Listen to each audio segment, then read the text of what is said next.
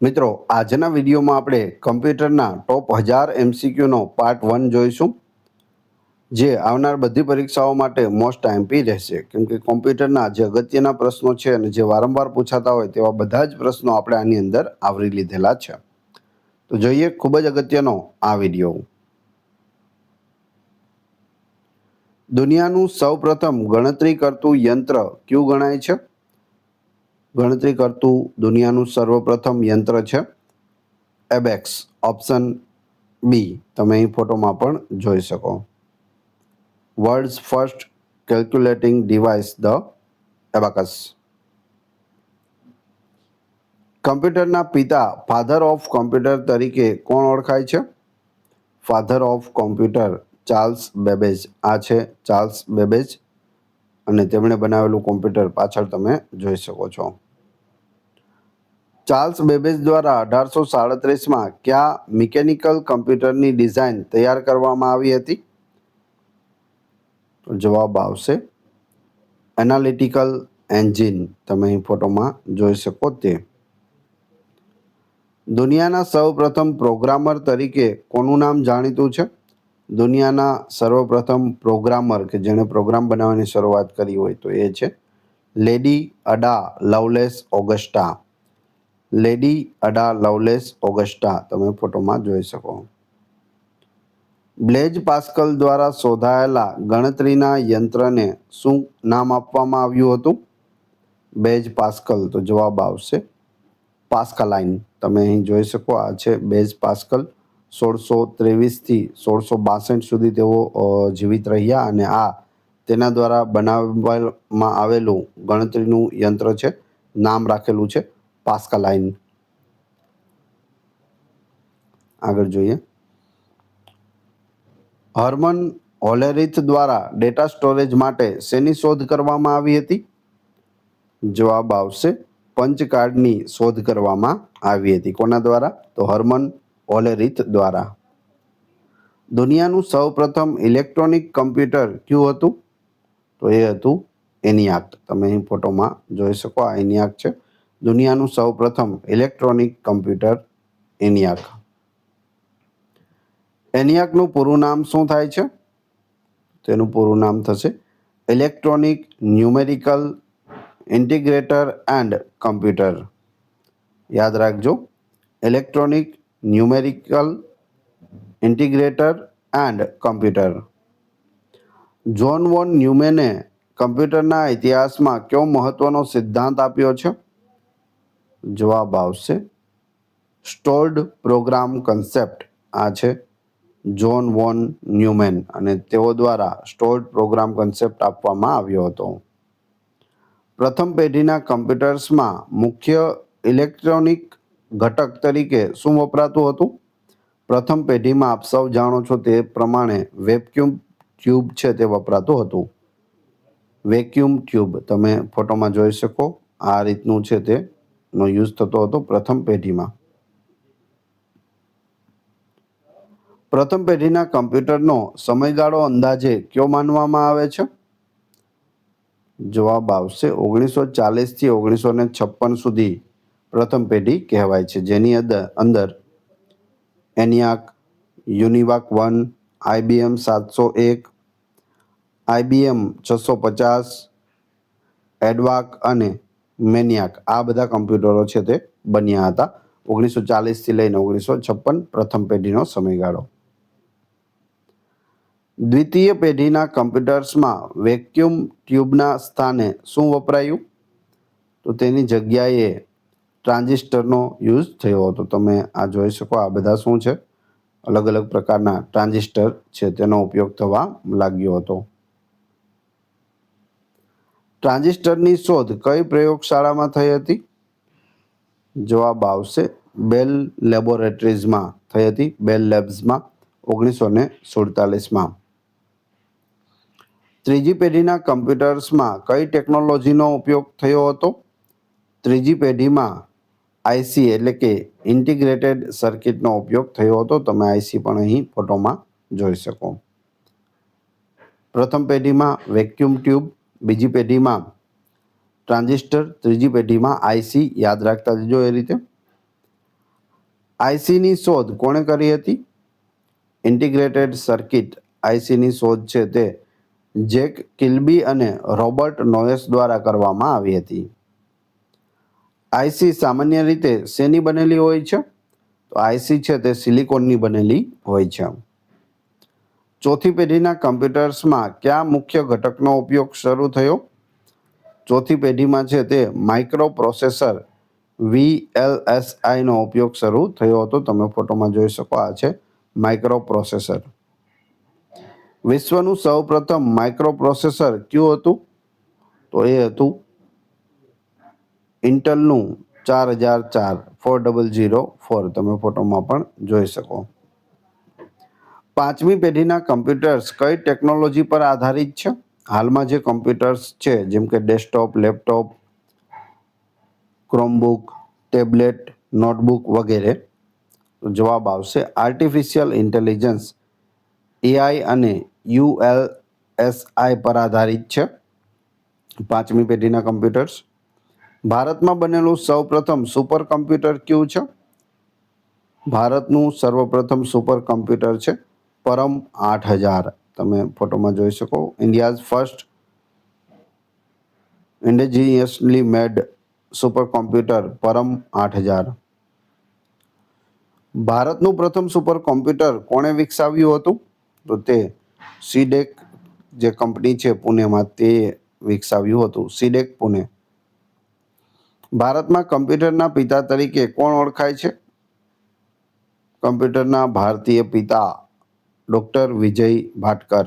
Option A. Fourth જનરેશનના કમ્પ્યુટરમાં કઈ ઓપરેટિંગ સિસ્ટમ લોકપ્રિય બની? તો બે છે.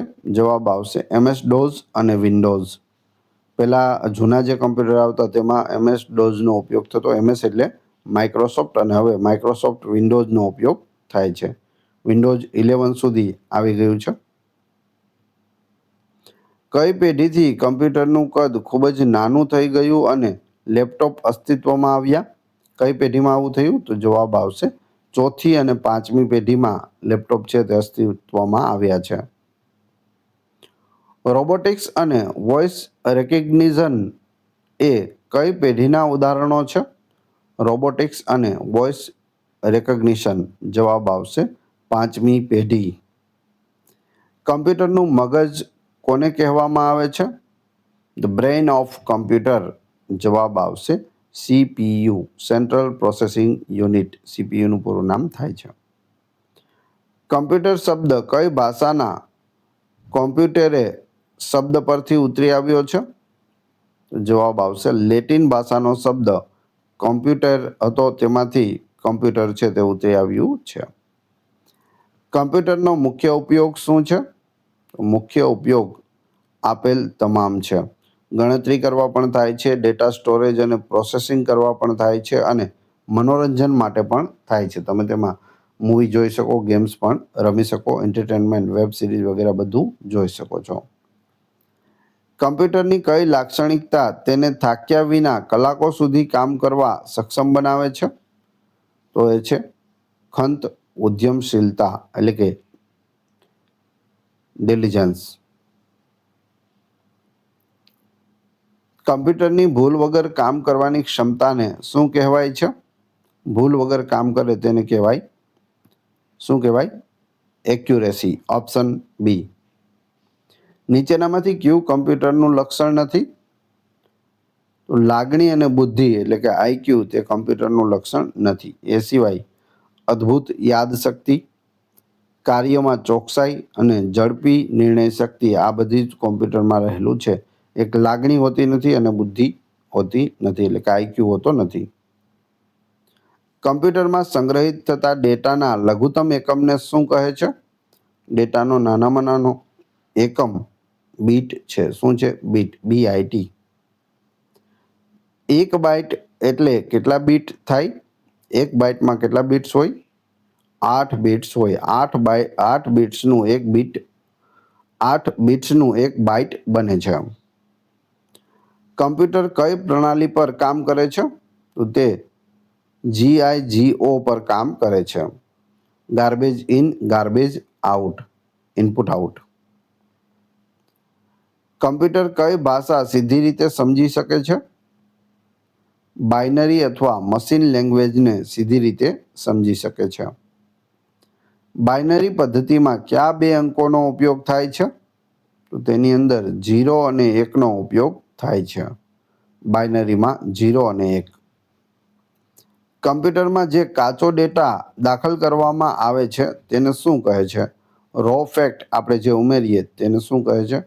જેમ કે આપણે કમ્પ્યુટરમાં લખ્યું કે ભારતના પ્રથમ વડાપ્રધાન કોણ હતા, તેને શું કહેવાય? તેને કહેવાય ઇનપુટ અથવા ડેટા. ડેટા આપ્યો આપણે અથવા તો ઇનપુટ આપ્યું, પછી તેમાં શું થાય? પ્રોસેસિંગ થાય અને આપણને આઉટપુટ એટલે કે જવાબ મળે છે. ડેટા પર પ્રક્રિયા થયા બાદ મળતા ઉપયોગી પરિણામને શું કહે છે? તો જવાબ આવશે ઇન્ફોર્મેશન અથવા આઉટપુટ કહે છે.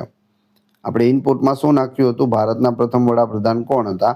તો સામે ડેસ્કટોપમાં આપણને દેખાણું, જવાબ આવ્યો કે ભારતના પ્રથમ વડાપ્રધાન જવાહરલાલ નહેરુ હતા. તો એ આપણને શું મળ્યું? આઉટપુટ મળ્યું, એટલે કે ઇન્ફોર્મેશન મળી. 4 બીટના સમૂહને શું કહેવામાં આવે છે? 8 બીટ્સ હોય તો 1 બાઇટ થાય, પરંતુ અહીં 4 પૂછેલું છે, અડધા. 4 બીટ હોય તો તેને નિબલ કહે છે. Option C. નીચેનામાંથી કયું કમ્પ્યુટરનું હાર્ડવેર અંગ નથી? હાર્ડવેર ન હોય તે પૂછેલું છે. તો અહીં ઓપરેટિંગ સિસ્ટમ છે તે હાર્ડવેર નથી. માઉસ, સીપીયુ અને મોનિટર એ 3 હાર્ડવેર છે. જેને આપણે અડી શકીએ તેને હાર્ડવેર કહે છે. ઓપરેટિંગ સિસ્ટમ છે તે સોફ્ટવેર છે, કોમ્પ્યુટરની અંદર હોય છે. કમ્પ્યુટરને ચલાવવા માટેના પ્રોગ્રામ્સના સમૂહને શું કહે છે? તો તેને સોફ્ટવેર કહે છે. બેન્કિંગ અને રેલવે રિઝર્વેશનમાં કયા પ્રકારના કમ્પ્યુટરનો વ્યાપક ઉપયોગ થાય છે?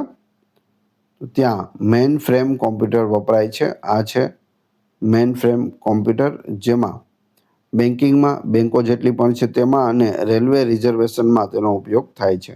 જે મોટું કામ હોય તેના માટે મેઇન ફ્રેમ કોમ્પ્યુટરની જરૂર પડે છે. હવામાનની આગાહી માટે કયા કમ્પ્યુટરનો ઉપયોગ થાય છે? તો તેના માટે સુપર કોમ્પ્યુટરનો ઉપયોગ થાય છે. આપણા ઘરોમાં કે ઓફિસોમાં સામાન્ય રીતે વપરાતા પીસી કયા પ્રકારના કમ્પ્યુટર છે? પીસી પર્સનલ કોમ્પ્યુટર જે માઇક્રો કોમ્પ્યુટર છે, જેની અંદર આપણે ડેસ્કટોપ વર્ઝન વાપરતા હોય કે લેપટોપ વર્ઝન વાપરતા હોય, બધા જ છે તે માઇક્રો કોમ્પ્યુટરમાં આવે છે. કમ્પ્યુટર સાક્ષરતા દિવસ ક્યારે ઉજવાય છે? Computer literacy day. જવાબ આવશે 2 ડિસેમ્બરના રોજ હોય છે. કમ્પ્યુટરમાં ગાણિતિક અને તાર્કિક ગણતરીઓ કરવાની ઝડપ શેમાં મપાય છે? તો તે MIPS અથવા ફ્લોપ્સમાં માપવામાં આવે છે. સીપીયુનું પૂરું નામ શું છે? સીપીયુ કોમ્પ્યુટરનું મગજ છે અને તેનું પૂરું નામ સેન્ટ્રલ પ્રોસેસિંગ યુનિટ છે. Option A. સીપીયુની અંદર મુખ્યત્વે કયા ભાગો આવેલા હોય છે? તો તેમાં મુખ્ય 3 ભાગો હોય છે: ALU, CU અને મેમરી એટલે કે રજિસ્ટર્સ.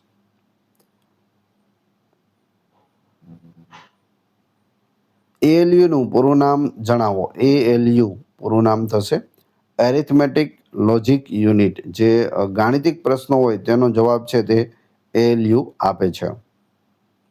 કમ્પ્યુટરમાં સરવાળા, બાદબાકી, ગુણાકાર અને ભાગાકારનું કામ કોણ કરે છે? તો તે ALU કરે છે, એરિથમેટિક યુનિટ કરે છે. 2 કિંમતોની સરખામણી કરવી, જેમ કે A, B, એટલે કે બી છે તે એ કરતાં મોટો છે, તે કયા પ્રકારનું કાર્ય છે? તો તે તાર્કિક એટલે કે લોજિકલ કાર્ય છે. કમ્પ્યુટરના તમામ ભાગોના કાર્યોનું સંચાલન અને નિયંત્રણ કોણ કરે છે? તો તે કંટ્રોલ યુનિટ કરે છે. CU એટલે કે કંટ્રોલ યુનિટ. કમ્પ્યુટરનું ચેતાતંત્ર કોને કહેવામાં આવે છે? Nervous system of computer. જવાબ આવશે કંટ્રોલ યુનિટ, CU ને કહેવામાં આવે છે ચેતાતંત્ર કમ્પ્યુટરનું. સીપીયુની અંદર આવેલી સૌથી ઝડપી અસ્થાયી મેમરી કઈ છે? તો તે છે રજિસ્ટર. Option A. સીપીયુ હાલમાં જે ડેટા કે પ્રોગ્રામ પર કામ કરી રહ્યું હોય તે ક્યાં સંગ્રહિત થાય છે? તો તે પ્રાઇમરી મેમરી એટલે કે રેમમાં, રેન્ડમ એક્સેસ મેમરીમાં સંગ્રહિત થઈ રહ્યું હોય છે. પ્રોસેસરની ઝડપ સામાન્ય રીતે શેમાં માપવામાં આવે છે? પ્રોસેસરની ઝડપ ગીગાહર્ટ્ઝમાં માપવામાં આવે છે અથવા મેગાહર્ટ્ઝમાં મપાય છે. મધરબોર્ડ શું છે? મધરબોર્ડ સીપીયુની અંદર રહેલી મુખ્ય સર્કિટ બોર્ડ છે મધરબોર્ડ. નીચેનામાંથી કયું સીપીયુનો ભાગ નથી? સીપીયુનો ભાગ ન હોય તેવું. એલયુ, સીયુ અને રજિસ્ટર ત્રણ સીપીયુમાં હોય છે, જ્યારે માઉસ છે તે બહાર હોય છે, સીપીયુની અંદર હોતું નથી. સીપીયુ ક્યાં ફિટ કરવામાં આવે છે? સીપીયુ છે તે મધરબોર્ડના સોકેટમાં ફિટ કરવામાં આવે છે. એટલે કે સીપીયુ છે, સેન્ટ્રલ પ્રોસેસિંગ યુનિટ, તેને મધરબોર્ડની અંદર એડ કરવામાં આવે છે. કમ્પ્યુટરમાં ડેટા ટ્રાન્સફર કરવા માટે વપરાતા વાયરના આંતરિક જોડાણને શું કહે છે? તો તેને બસ કહે છે, BUS. કમ્પ્યુટરની મૂળભૂત કાર્ય પદ્ધતિનો સાચો ક્રમ કયો છે? તો એ છે input, process, output. Option B. પહેલા ઇનપુટ કરો, પછી પ્રોસેસ થાય અને તમને આઉટપુટ મળે છે. કમ્પ્યુટરમાં માહિતી દાખલ કરવા માટે વપરાતા સાધનોને શું કહેવાય છે? જે આપણે માહિતી દાખલ કરીએ તેને ઇનપુટ ડિવાઇસ કહે છે. નીચેનામાંથી કયું મૂળભૂત ઇનપુટ સાધન છે? ઇનપુટ કયું છે? તો જવાબ આવશે કીબોર્ડ. કીબોર્ડથી સૌથી વધારે આપણે ઇનપુટ આપીએ છીએ. કીબોર્ડમાં સૌથી લાંબી કી કઈ હોય છે? તમે અહીં ફોટોમાં જોઈ શકો. જવાબ આવશે સ્પેસ બાર. Option B. આ છે સ્પેસ બાર, જે સૌથી લાંબી કી હોય છે. કીબોર્ડમાં F1 થી F12 કી જે છે તેને શું કહેવાય? ઉપર જે લાલ લાઈનમાં આપેલી છે F1 થી લઈ અને F12 સુધી, તેને ફંક્શન કી કહે છે. F એટલે ફંક્શન. માઉસ એ કયા પ્રકારનું ડિવાઇસ છે? માઉસ છે તે પોઇન્ટિંગ અને ઇનપુટ ડિવાઇસ છે. માઉસના શોધક કોણ હતા? માઉસના શોધક ડગલાસ એન્જલબાર્ટ હતા. તમે ફોટોમાં જોઈ શકો. આ છે ડગલાસ એન્જલબાર્ટ અને તેઓએ લાકડાનું આ બાજુમાં આપેલું છે તે રીતનું માઉસ છે તે સર્વપ્રથમ બનાવ્યું હતું. બેંકના ચેક વાંચવા માટે કઈ ટેકનોલોજીનો ઉપયોગ થાય છે? બેંકમાં જે આપણે ચેક આપીએ તેને વાંચવા માટે MICRનો ઉપયોગ થાય છે. MICR મશીન તમે અહીં જોઈ શકો. MICRનું પૂરું નામ શું થાય છે?